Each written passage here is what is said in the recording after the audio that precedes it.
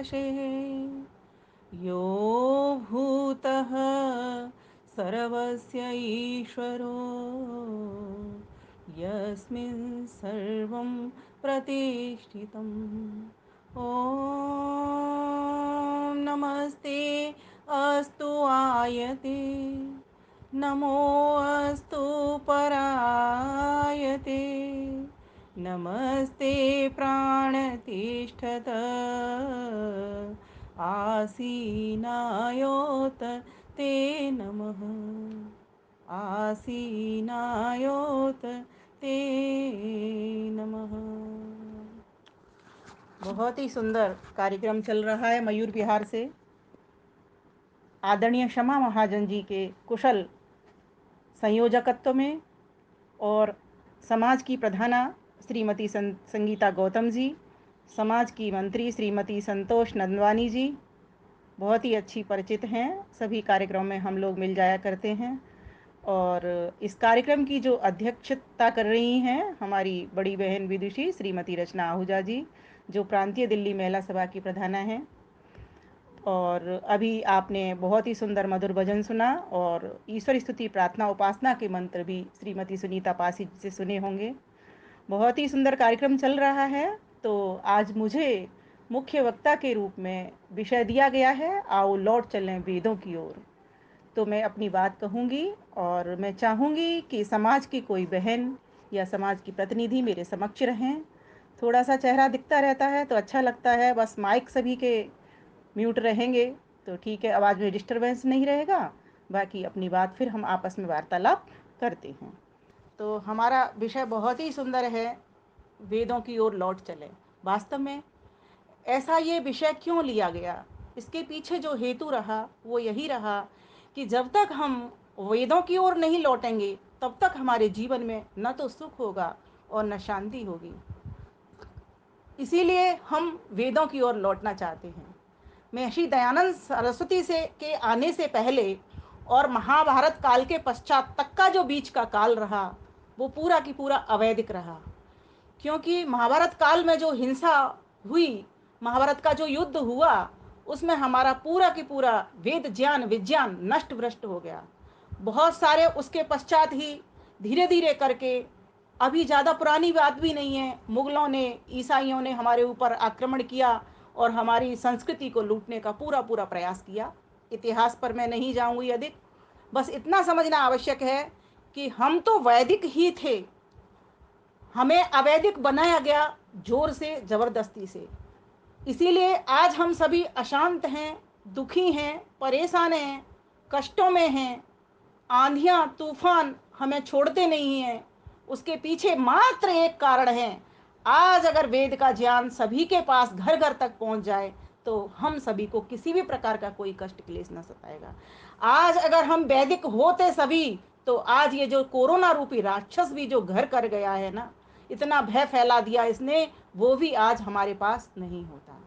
ये तो पूरे विश्व की धरोहर है, ये तो आदि ग्रंथ हैं। जब परमात्मा सृष्टि की सर्जना करता है तो आदि सृष्टि में ही परमात्मा वेद का ज्ञान हमको दे करके इस संसार में भेजता है। इसका इसी बात से पता चलता है कि हमारे हृदय के भीतर ज्ञान कहाँ से आ रहा है। इसका मतलब हमको बनाया तो हमारे साथ साथ उस ज्ञान को भी परमात्मा ने प्रतिष्ठित कर दिया। यूं तो हम सभी जानते हैं कि वेद का ज्ञान हमें हमारे 4 ऋषियों को दिया गया, अग्नि, वायु, आदित्य और अंगिरा। थोड़ा सा परिचय भी हो जाएगा पूरा वेद का, तो जो लोग वेद से अपरिचित हैं उन तक भी ये परिचय पहुंचेगा तो उनको बहुत लाभ मिलेगा कि आज भी शांति आ सकती है, आज भी हर प्रकार का सुख मिल सकता है, चाहे इस लोक का हो चाहे परलोक का हो। लेकिन चलना पड़ेगा हमें वेदों की ओर, लौटना पड़ेगा हमको वेदों की ओर। इसलिए थोड़ा सा वेद का परिचय भी हम कर लेते हैं। तो हमारे 4 वेद हैं, ऋग्वेद, यजुर्वेद, सामवेद और अथर्ववेद। हम सभी जानते हैं ऋग्वेद ज्ञान का वेद है, यजुर्वेद कर्म का वेद है और सामवेद उपासना का भक्ति का वेद है और अथर्ववेद विज्ञान का वेद है। प्रश्न हो सकता है कि विज्ञान के तो वेद सभी हैं, सभी के भीतर ज्ञान विज्ञान भरा हुआ है, लेकिन मुख्यता से जब हम कह किसी बात को कहते हैं ना, जैसे ऋग्वेद के लिए कहा ज्ञान का वेद है, इसका मतलब क्या उसमें कर्म के मंत्र नहीं है? उसमें कर्म के भी मंत्र है, लेकिन मुख्यता जो अधिकतर हर वस्तु का के बारे में जानकारी कि जड़ कैसा है, चेतन कैसा है, ईश्वर क्या है, जीवात्मा क्या है, प्रकृति क्या है। इस प्रकार के बहुत सारे मंत्रों का जो चिट्ठा आपको मिलेगा, मुख्यता से वो ज्ञान का जो वेद है वो ऋग्वेद के ही भीतर आपको मिलेगा। तो इस ऋग्वेद के भीतर 10,552 मंत्र हैं। दूसरा, और इस ऋग्वेद से जो निकला है वो जो ब्राह्मण ग्रंथ है, जिन मंत्रों की जो व्याख्यान है उसको ब्राह्मण ग्रंथ कहते हैं। वो ब्राह्मण ग्रंथ ऐतरेय ब्राह्मण ग्रंथ बनाए, और उसी से ही आगे चल करके ऐतरेय उपनिषद भी बन गया। तो धीरे धीरे करके ये वेदों के द्वारा ही, वेदों से उपवेद निकले, है ना, और वेदों से ही ये ब्राह्मण ग्रंथ निकले। लेकिन स्वतः प्रमाण जो वाणी है, ईश्वर की जो अपौरुषेय वाणी है, जिसको कोई व्यक्ति विशेष नहीं बना सकता, कोई ऋषि मुनि की भी ऐसी ताकत नहीं है जो वेदों का निर्माण कर दे। बहुत से लोग कहते हैं कि वेदों के तो रचनाकार हैं, तो उनसे पूछो कौन है। ये समाज में भ्रांति है। वो कहते हैं हमारे जो आदिकाल में जो ऋषि हुए थे उन्होंने लिखे थे। कोई भी ऋषि लेखक हो ही नहीं सकता, क्योंकि मनुष्यकृत ग्रंथों में बहुत सारी मिलावटें हो सकती हैं, क्योंकि व्यक्ति अपूर्ण है, अल्पज्ञ है, लेकिन परमात्मा पूर्ण है और सर्वज्ञ है, इसीलिए कि उसके ज्ञान में कोई भी भ्रांति नहीं होती। तो ये वेद, वेद शब्द को ही समझ लो। वेद कहते क्यों हैं, क्या है वेद? वेद विद धातु से बने हैं। वेद का अर्थ होता है जानना, वेद का अर्थ होता है ज्ञान। अब कैसे जाने इसको, इसमें है क्या? तो कहा वेद विद ज्ञाने, वेद लीलाभे, वेद विद विचारणे, वेद विद संज्ञाने। अर्थात वेद हमको क्या क्या देता है? वेद हमको ज्ञान देता है। अब कैसा ज्ञान देता है? लौकिक ज्ञान भी देता है और पारलौकिक ज्ञान भी देता है, अर्थात भौतिक ज्ञान भी देता है और आध्यात्मिक ज्ञान भी देता है। वेद संज्ञाने और सम्यक ज्ञान ही देता है। उसमें कोई भी झूठी बात नहीं, कोई भी उसमें इतिहास नहीं, कोई भी उसमें अंधविश्वास नहीं, कोई भी उसमें पाखंड नहीं। तो वेद ऐसा ज्ञान है। सारी दुनिया के लिए बना हुआ सारे विषय उसके भीतर आते हैं, अर्थात वेद विविध ज्ञान विज्ञानों का एक सागर है। भूगोल भी वहीं से निकला, है ना, रसायन शास्त्र केमिस्ट्री भी वहीं से निकली, फिजिक्स केमिस्ट्री मैथमेटिक्स, हर प्रकार का भाषा का ज्ञान, हर प्रकार का ज्ञान वहीं से निश्रित है। अब बताइए, जो ज्ञान ऐसा है वो ज्ञान क्या एक मनुष्य लिख सकता है? तो उत्तर होगा कोई भी मनुष्य नहीं लिख सकता, ना कोई ऋषि भी इस ज्ञान को लिख सकता। इसीलिए तो वेद की जो संस्कृत है वो वैदिक संस्कृत है, और जो आज हम संस्कृत पढ़ रहे हैं ये लौकिक संस्कृत है। अगर ये वैदिक संस्कृत होती तब तो हम इसको मान लेते जो हम पढ़ रहे हैं कि ये मनुष्यकृत होंगे, लेकिन ये तो है नहीं। क्योंकि इतना ज्ञान विज्ञान और सत्य सत्य ही ज्ञान, जिसमें कोई भ्रम नहीं, जिसमें कोई भ्रांति नहीं, ऐसा ज्ञान तो ईश्वर का ही हो सकता है, क्योंकि वह पूर्ण है। कोई आपसे ये प्रश्न करे तो आप सीधा बता सकते हो, क्योंकि बहुत सारे ग्रंथ वाले लोग, संप्रदाय वाले लोग ये कहते हैं कि जी कुरान क्यों नहीं प्राचीन ग्रंथ, जी ये बाइबल क्यों नहीं प्राचीन ग्रंथ, पुराण क्यों नहीं जी प्राचीन ग्रंथ, महाभारत क्यों नहीं। तो उनका इतिहास देखो ना उठा करके, सभी ग्रंथों के भीतर इतिहास भरा हुआ है, लेकिन हमारे वेद के भीतर तो कोई इतिहास नहीं है। जितने भी नाम आए हैं वो परमेश्वर के आए हैं, वो जड़ पदार्थों के आए हैं। त्रैतवाद में से तीनों तत्वों के तो हो सकते हैं, जैसे अग्नि है, इंद्र है, मित्र है ना, वरुण है। लेकिन ये ऐसा नहीं है कि उसमें ये इंद्र, अगर आज मैं अपने बच्चे का नाम धर लूं या मेरे पिता का नाम हो तो मैं ये कह दूं कि वेदों में इतिहास है। ऐसा नहीं है। वेद में जो नाम आए हैं वो भौतिक पदार्थों के नाम आए हैं, और ईश्वरकृत नाम आए हैं, और जीवात्माओं के नाम आए हैं। जैसे इंद्र परमेश्वर का भी नाम है, इंद्र जीवात्मा का भी नाम है ना। और इंद्र ऐश्वर्य को भी कहते हैं। अब ये इंद्र किसी भी नाम के साथ, किसी राजा महाराजा के साथ भी लग जाता है, महेंद्र लगता ही है, आप सभी जानते हो। तो इस प्रकार से हमको समझना होगा, ये चारों वेदों के भीतर जो ज्ञान है उसमें कोई भी विषय ऐसा नहीं छूटा। ये आज जो हवाई जहाज चल रहे हैं ये ज्ञान कहाँ से निकला? ये वेद के भीतर से ही निकला। महर्षि दयानंद सरस्वती ने लिखा है अपनी पुस्तक में, वो लिखते हैं कि मैं अगर इस भाषा के इसमें ना लगा होता, आपको सत्य ज्ञान को पहुंचाने में ना लगा होता, वेदों के प्रचार प्रसार में ना लगा होता, तो मैं आज हवाई जहाज बना करके वेद से के द्वारा बता देता कि वेद के भीतर वो विज्ञान आया हुआ है। आप उनकी पुस्तक ऋग्वेदादि भाष्य भूमिका पढ़ करके देखिए, उसमें पूरा एक चैप्टर, एक अध्याय उन्होंने इसी का दिया है, विमान विद्या का ही। तो जितने भी अग्नि विद्या हो, जल विद्या हो, पृथ्वी विद्या हो, या रत्नों की विद्या हो, सारी विद्याएं, या आयुर्वेद की विद्या हो, या कहीं भी कोई भी विषय आपको मिलता है, वो सारे के सारे विषय सारे वेदों के भीतर आए हुए हैं। अथर्ववेद विज्ञान का वेद है। उसमें कुछ मंत्र ऋग्वेद से हैं, कुछ मंत्र यजुर्वेद से हैं, कुछ मंत्र उसमें सामवेद से हैं। इस प्रकार से बहुत सारे सूक्तों में वर्णित ये हमारे वेद यहाँ संपन्न होते हैं।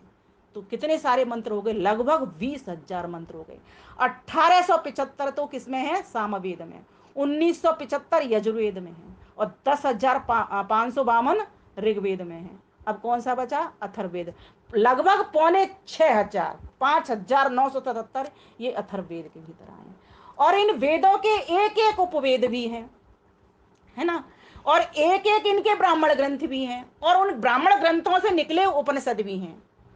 थोड़ा सा आप परिचय लेते जाओगे ना, तो आपको समझने में, किसी कोई पूछेगा तो आप फौरन इस बात को बता दोगे। जैसे उपनिषद हमारे कितने हैं, 223 हमको मिले, और उनमें से 11 उपनिषद हमारे प्रामाणिक हैं, ठीक है ना। और 11 उपनिषदों में से ईश, केन, कठ, मुंडक, मांडुक्य, तैत्रेय, ऐत्रेय, छांदोग्य, बृहदारण्यक और श्वेताश्वतर, ये उपनिषदों को महर्षि दयानंद सरस्वती ने प्रामाणिकता दे दी। क्यों, क्योंकि ये वेद के अनुकूल ही ग्रंथ हैं, इनमें कोई मिलावट नहीं है। इसमें जो कुछ वेद ने कहा है वही इन उपनिषदों के भीतर वर्णन आया हुआ है। श्लोकों को, मंत्रों को, सूत्रों को, सूक्तों को, इन सबको जब हम समझने लगते हैं तो लगता है कि वास्तव में इतना ज्ञान तो एक व्यक्ति की ताकत हो ही नहीं सकती। क्योंकि जीवात्मा, मनुष्य का एक बच्चा देखिए आप, किससे सीखता है जी, अपनी माँ से सीखता है ना, पिता से सीखता है, भाई से सीखता है।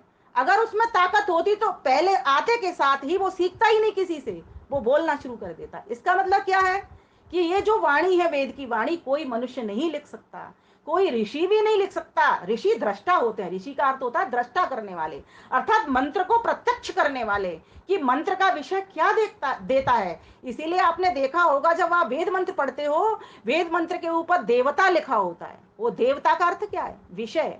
वो मंत्र देता क्या है हमको, उस मंत्र में आई कौन सी बात है। इस प्रकार से वो मंत्र का देवता होता है। किस छंद में वो मंत्र गाया जाता है, तो छंदों के नाम लिखे हुए होते हैं उसमें, जैसे गायत्री छंद, भूरिक छंद, पंक्ति छंद, बृहति छंद, इस प्रकार से उसमें नाम लिखे होते हैं। जब हम ऋग्वेद का पाठ पढ़ाते हैं अपने मंदिर में, तो उसमें ये सारी चीजें हम क्लियर करते हैं स्पष्ट। पहले प्रारंभ जब हम करते हैं, वेद सिखाते हैं तब बच्चों को, तो हम यही करते हैं, उनको पहले इसका ज्ञान कराया जाता है कि इसमें कौन सा छंद है, इसका देवता क्या है। क्योंकि जब तक हमको मंत्र का देवता नहीं पता होगा, तब तक हम उस मंत्र के बारे में समझ ही नहीं सकते कि विषय क्या चल रहा है। तो उनके सूक्तों के ऊपर सीधा लिखा हुआ था, अग्नि सूक्त, इंद्र सूक्त, ये लिखा होता है ना, पृथ्वी सूक्त, कृषि सूक्त, गौ सूक्त, इस प्रकार से उनके ऊपर सूक्त भी लिखे होते हैं। तो हमको इस वेद विज्ञान को खूब पढ़ना चाहिए, इसको समझना चाहिए। कई लोग मन में मत प्रश्न बहुत सारे उठा देते हैं कि जी वेद के भीतर तो ईश्वर का अंश जीवात्मा को कहा गया है। मैंने कहा कहाँ लिखा। आप उनसे, अगर आपको सच्चा ज्ञान होगा तो आप सीधा प्रश्न करोगे, कहाँ लिखा। वेद में तो त्रैतवाद का ज्ञान है, ईश्वर की सत्ता अलग है, जीवात्मा की सत्ता अलग है, प्रकृति की सत्ता अलग है, तीनों सत्ता अलग है। ईश्वर अपने आप में से नहीं निकालता, जैसे कि मकड़ी एक जाला बुनती है तो अपने आप में से निकालती है, बिल्कुल नहीं निकालता ईश्वर। ईश्वर तो सारे संसार को प्रकृति रूपी मटेरियल से बनाता है, ये वेद कहता है। और जैसी जैसी सृष्टि दिखाई देती है परमेश्वर की बनाई हुई, पर्वत, पहाड़, नदियां, वृक्ष, ठीक वैसा ही वैसा वर्णन वेद में आया हुआ है। इससे मानेंगे ना कि वेद ईश्वर की वाणी है, सत्य वाणी है। क्यों, क्योंकि वेदों सृष्टि का प्रोड्यूसर और वेदों का प्रोड्यूसर कौन है, वही एक ईश्वर।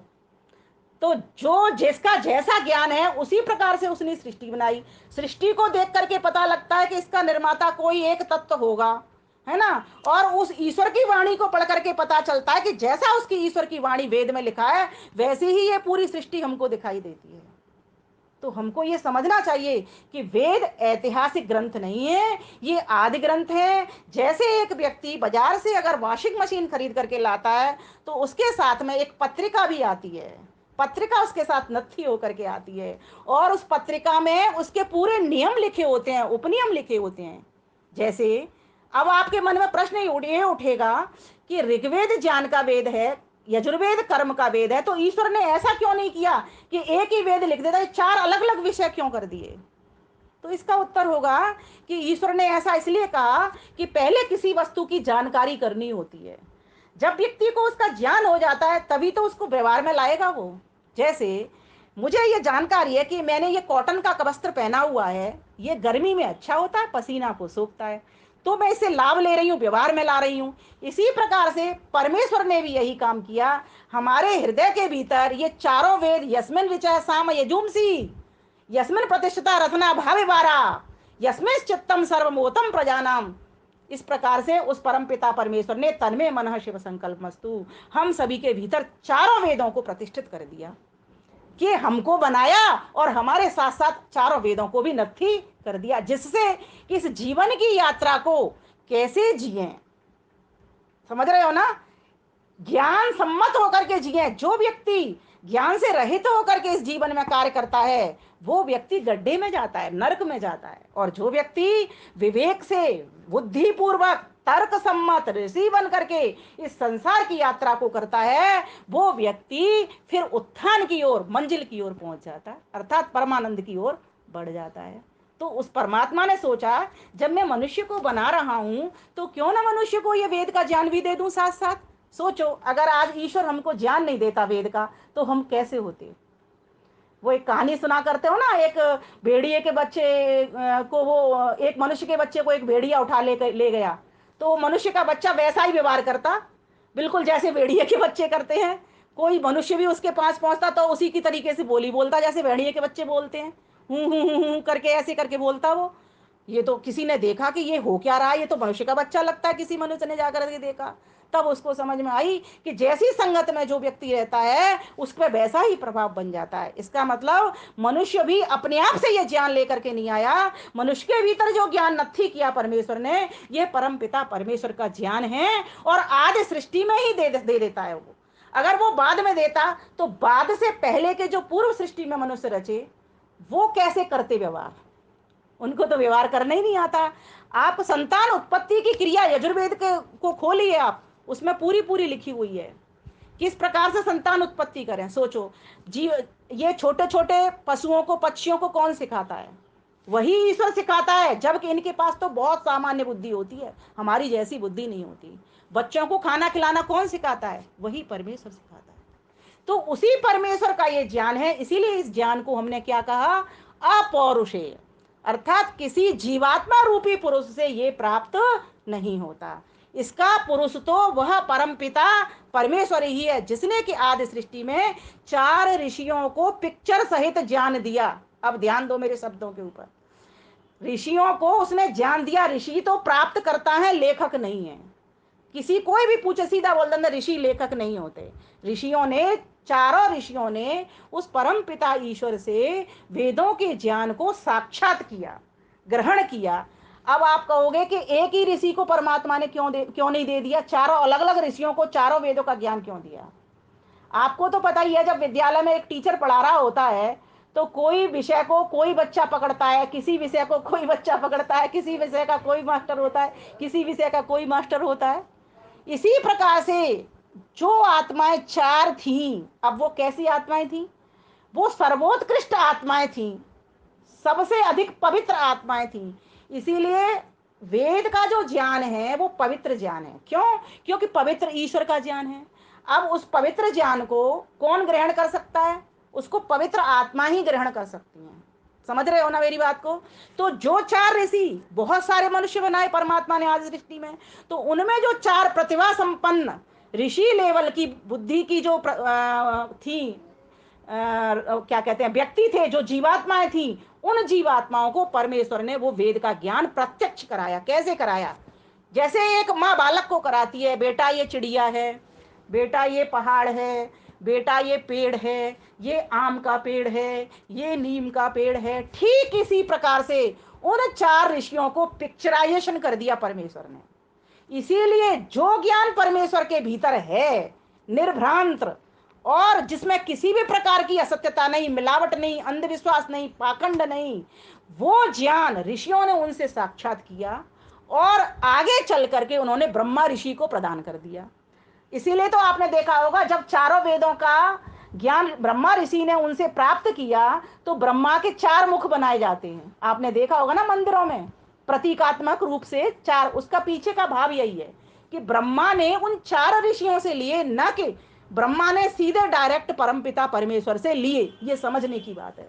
तो फिर क्या किया, जो ब्रह्मा का जो वंश चला आगे आगे, वो उनको सुनते सुनाते चला गया। क्यों? क्योंकि आदि सृष्टि में ये कलम का, कागज का ये आविष्कार जीवात्माएं इतनी जल्दी नहीं कर पाती। ये ज्ञान सुनते सुनाते चलने के कारण ये ज्ञान श्रुति के रूप में अवतरित हो गया और सभी इसको श्रुति नाम से पुकारने लगे। फिर जो विद्वान विद्वान पुरुष थे, उन विद्वान विद्वान पुरुषों ने क्या किया, इन मंत्रों को निकाला। जो जो मंत्र जिनकी जिस ज्यादा ज्यादा अच्छी तरह से समझ में आया उनको निकाला, उनकी व्याख्याएं लिखी, जैसे आजकल विद्वान कर रहे हैं। लेकिन उनकी कोटि और भी उत्तम थी, तो उन्होंने ब्राह्मण ग्रंथ लिख दिए। ब्राह्मण ग्रंथ के बाद फिर उपनिषद आ गए। उनकी उनके भी मंत्रों से लेकर के, वहां से भी लेकर के फिर उपनिषद ग्रंथों की रचना हो गई। तो इस प्रकार से ब्राह्मण ग्रंथ, उपनिषद ग्रंथ, दर्शन ग्रंथ, जितने भी वेद सम्मत ग्रंथ हैं वे सारे की सारे वेद से ही निकले हुए हैं। क्यों? क्योंकि वे सभी ग्रंथ सत्य की ही बात कर रहे हैं। उनमें किसी भी ग्रंथ में जहां जहां जो जो जिस जिस स्थान पर, चाहे अमेरिका हो चाहे भारत हो, सत्य ज्ञान गया है वो सब ज्ञान वेद से ही निश्रित होता है। इसीलिए महर्षि दयानंद सरस्वती ने अपने चार नियमों के भीतर सत्य को प्रतिष्ठित कर दिया कि वेद का ज्ञान सत्य है और सत्य ज्ञान को सत्य लोग ही प्राप्त कर सकते हैं जिनका जीवन सत्य में है। इसीलिए अगर आप चाहते हो वेदमय होना तो वेद ज्ञान के पास बैठना शुरू कर दो और जैसे जैसे वेद कहता है, जैसे जैसे वेद कहता है वैसे वैसे वेदोक्त आचरण करना शुरू कर दो, तो आपको भी परमात्मा अपना ज्ञान देगा, आनंद देगा और बल प्रदान करेगा। पूरा समय हमारा वेद में हो, पूरा समय हमारा जप में हो, पूरा समय हमारा तप में हो। और ये देखने में बड़ा कठिन काम लगता है, जिसने पूरे जीवन भर वेद ग्रंथ खोल के नहीं देखे और उससे अगर ये बात एकदम से कह दी जाए वो तो डर जाएगा एकदम से। इसीलिए मैं सभी को कहा करती हूँ, ज्यादा नहीं, एक वेद मंत्र का स्वाध्याय नित्य प्रत हम सभी याद करें, क्योंकि ये वेद परमेश्वर की वाणी है और वेद का ज्ञान हम सभी को नित्य प्रति पढ़ना चाहिए।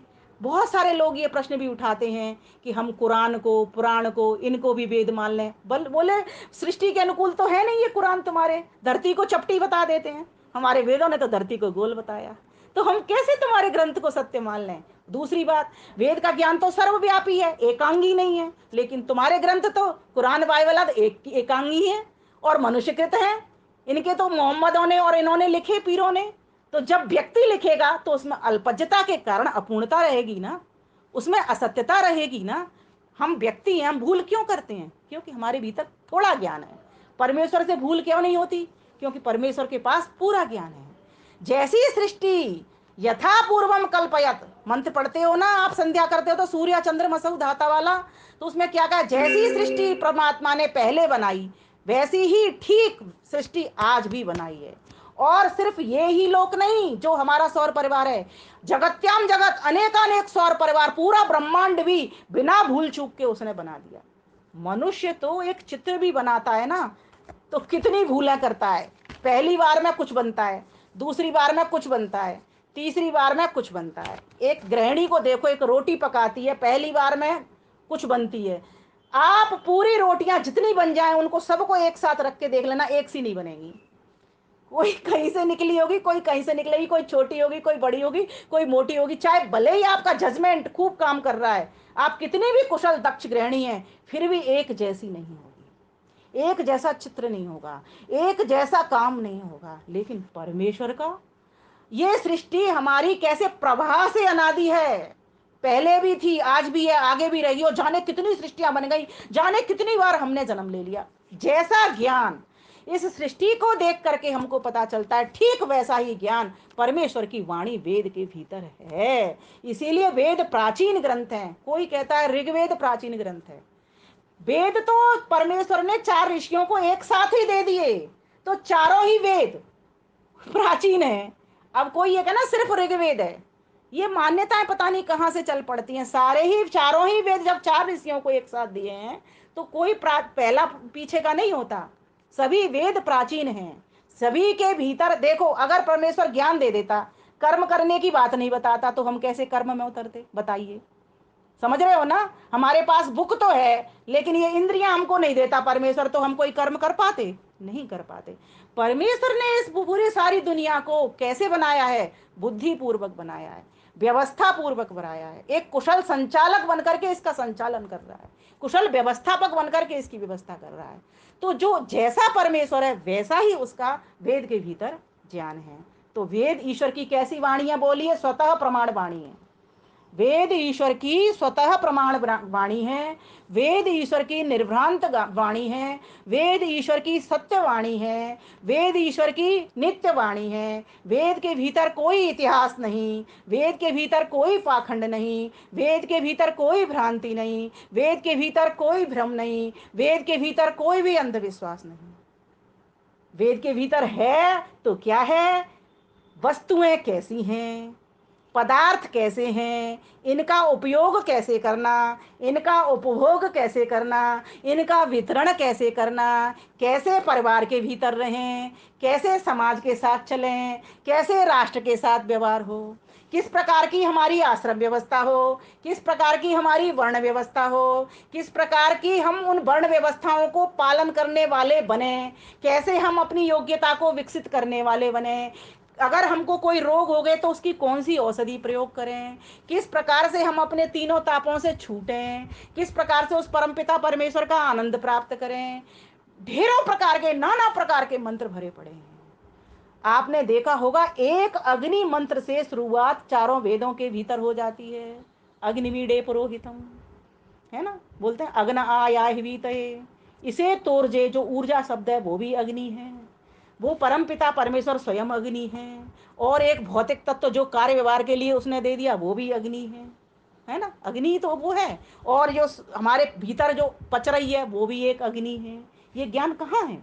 ये ज्ञान सब वेद से निकला है। जब हम वेदों की ओर लौटेंगे, वेदों को पढ़ेंगे, वेदों को सुनेंगे और वेद में अपना जीवन बनाएंगे।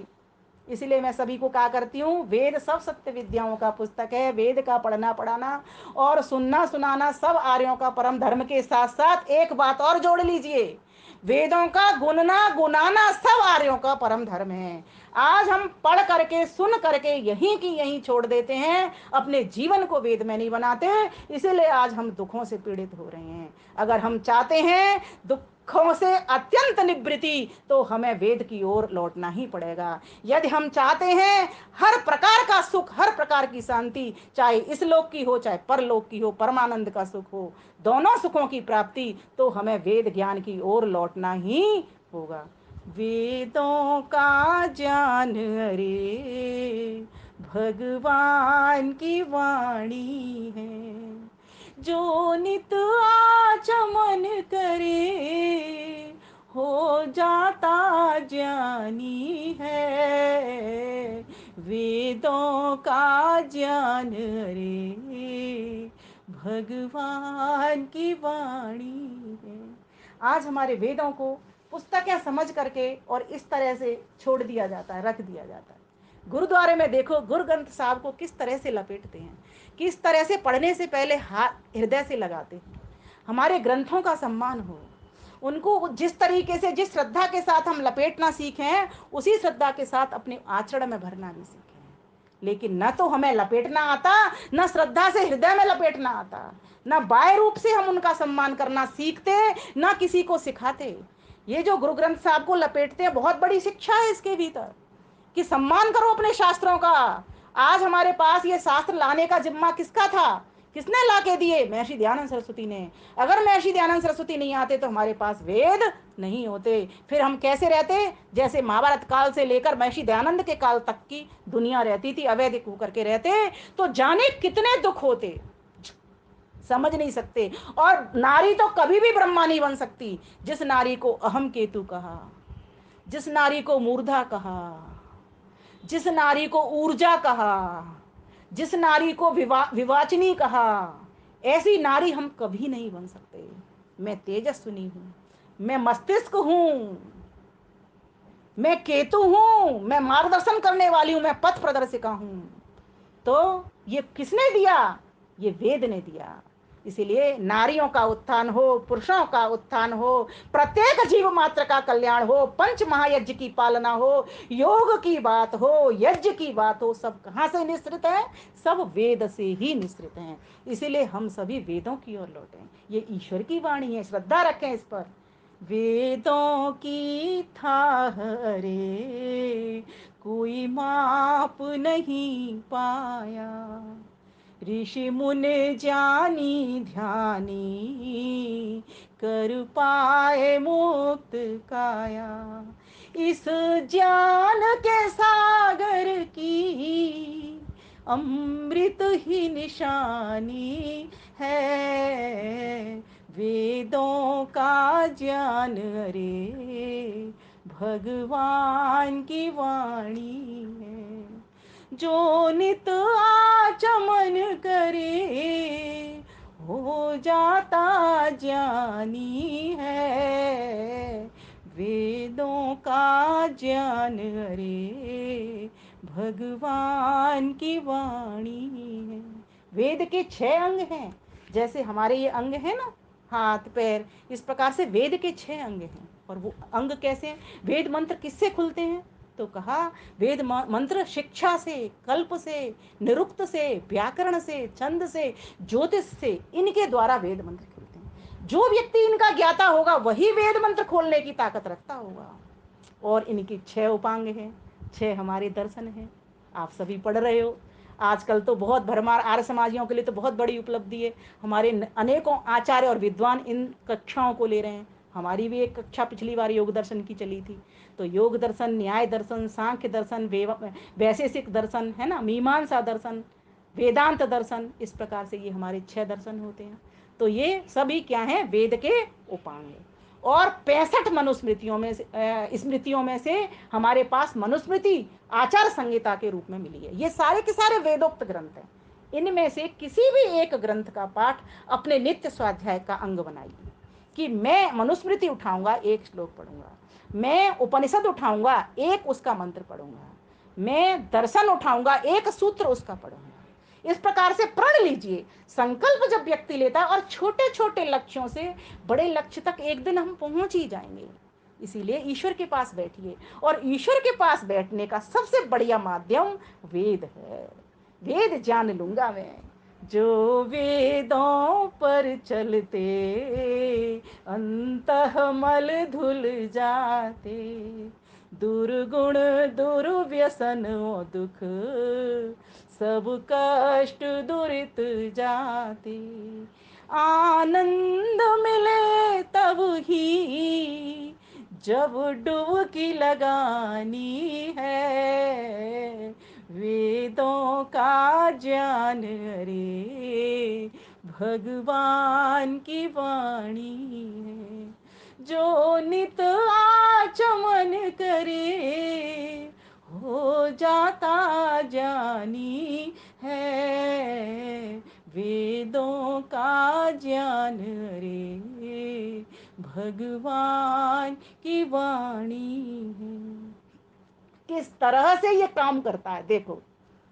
स्वाध्याय के साबुन से इस अंतः की सफाई कर, वेदों की ऋचाओं से इस मन की रंगाई कर।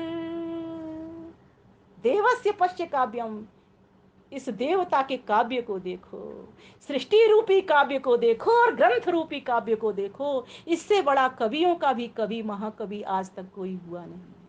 सर्वोत्कृष्ट सर्वश्रेष्ठ रचना उसकी। स्वाध्याय के साबुन से अंतः की सफाई कर, वेदों की ऋचाओं से इस मन की रंगाई कर, गर विमल की छाया में जिंदगी बितानी है, वेदों का ज्ञान रे भगवान की वाणी है। जो नित आचमन करे हो जाता ज्ञानी है वेदों का ज्ञान, अरे भगवान की वाणी है, भगवान की वाणी है, भगवान की वाणी है।